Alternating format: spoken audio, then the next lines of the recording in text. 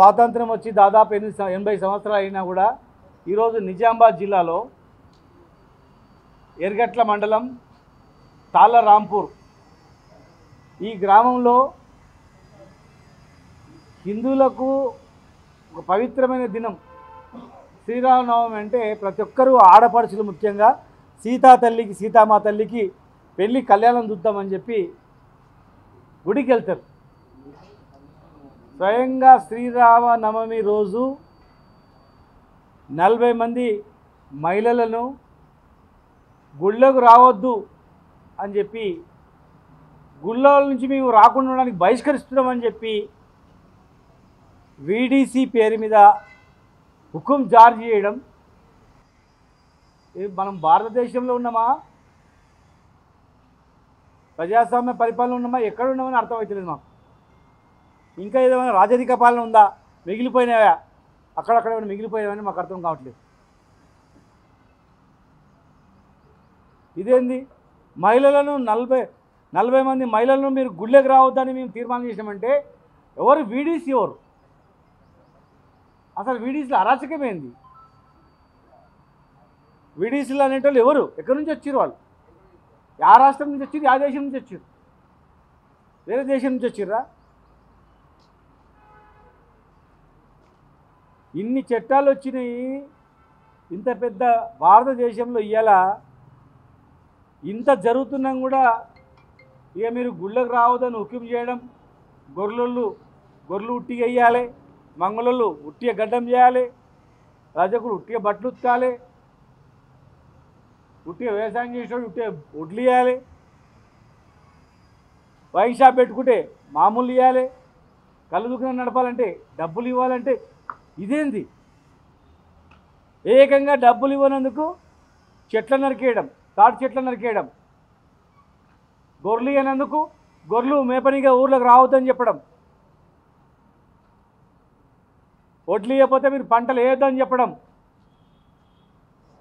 కళ్ళు అమ్మాలంటే డబ్బులు ఇవ్వాలి లేకపోతే లేదని చెప్పడం, కళ్ళు మాకు పోయకపోతే బంద్, వైన్ షాపులు మాకు విస్కీ ఇవ్వకపోతే బంద్, డబ్బులు ఇవ్వకపోతే బంద్.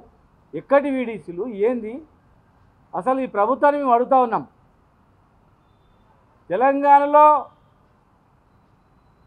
తెలంగాణ వచ్చిన తర్వాత ఇట్లా ఒక మహిళలను బహిష్కరించడం అనేది మొట్టమొదటిసారి. ఇది దాదాపు 15 రోజులైంది.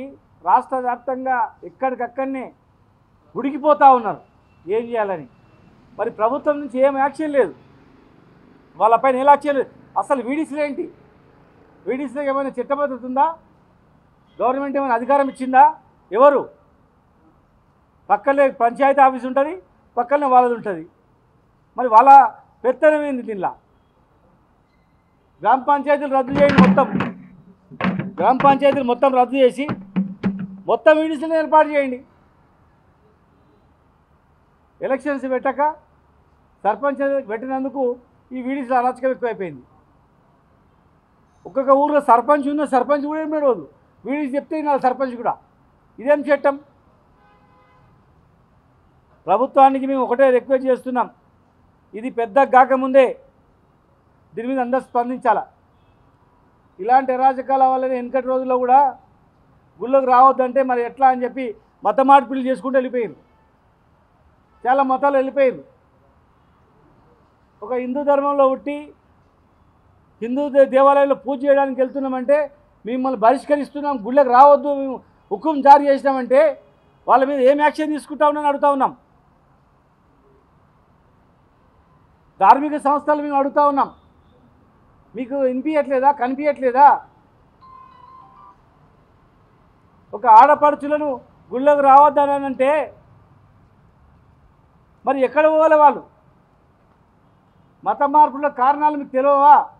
వెనకటి రోజుల్లో ముట్టుకోవద్దు, ముట్టుకుంటే మాకు ఇట్లా అవుతుంది, మీరు ముట్టుకుంటే నీళ్ళు చల్లుకుంటాం, రకరకాలుగా అంటరానితనం అవన్నీ ఉన్నందుకే సరే మంచిది పోయి మంచిగా దగ్గర పోతాను పోయారు. ఇలా అన్నీ బంద్ చేయాలని చెప్పి అందరూ చెప్తున్నారు. మరి ఈ ఇన్ని చట్టాలు వచ్చిన తర్వాత ఇంత బహిరంగంగా గుళ్ళకేం చెలగొట్టిందంటే, బహిష్కరించిందంటే, గుళ్ళకి రానియలేదంటే ఈ ధార్మిక సంస్థలు ఏమైనట్లు, ప్రభుత్వం ఏమైపోయినట్లు? అందరు కళ్ళు మూసుకున్నారు. ఎవరికి భయపడుతున్నారు మీరు? ఎవరికి భయపడుతున్నారు? ఎవడా వీడీసీ? వాళ్ళ వెనకాల ఉన్న శక్తి ఏంది? వీడీసీలు అంటే విలేజ్ని డెవలప్ చేయాలి. వీడీసీలు అంటే విలేజ్లో చెట్లు పెట్టాలి, సేవా కార్యక్రమాలు చేయాలి. వీడీసీలు అంటే ఒక మంచి పేరు తెచ్చుకోవాలి, ఓ సోషల్ ఆర్గనైజేషన్లో పేరు ఉండాలి. కానీ నువ్వు గొర్రెలు మేపొద్దు, కళ్ళు ఉండొద్దు, వైన్ షాపులు ఉండొద్దు, డబ్బులు ఇవ్వాలి, పైసలు ఇవ్వాలంటే ఏంది? సమగ్రమైనటువంటి విచారణ జరిపించి దోషులను కఠినంగా శిక్షించి మళ్ళా జీవితంలో పునరావృతం కాకుండా చేయాల్సిన బాధ్యత ప్రభుత్వం పైన ఉంది. వీడీసీలు అనేటువంటి అరాచకం చేస్తున్నటువంటి వాళ్ళపైన పూర్తి చర్యలు చేపట్టాల్సిన అవసరం ఉంది. పెడితే గ్రామ పంచాయతీ ఎలక్షన్ పెట్టండి, రాష్ట్రం మొత్తం వీడీసీలో పెట్టి అదే పరిపాలన చేయండి.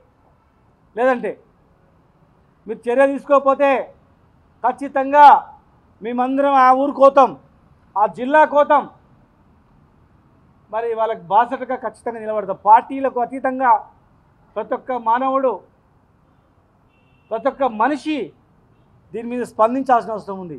నీ అక్కనో నీ చెల్లెల్లో గుళ్ళకి రావద్దని బహిష్కరిస్తే ఎంత బాధ అవుతుంది. వెనకటికే తెలియక ఎంతోమంది మా ఎస్సీ సోదరులు, మా దళిత సోదరులు గుళ్ళకి రావద్దంటే ఎంతో బాధతో కుమిలిపోయి చచ్చిండ్రు వాళ్ళు.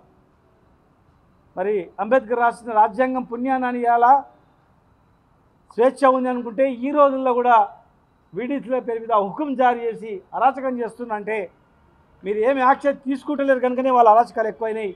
మీరు ఖచ్చితంగా వాళ్ళ మీద యాక్షన్ తీసుకోవాలి. వెనకటి రోజులలో కూడా ఇటువంటి అరాచకాల నుంచే రకరకాల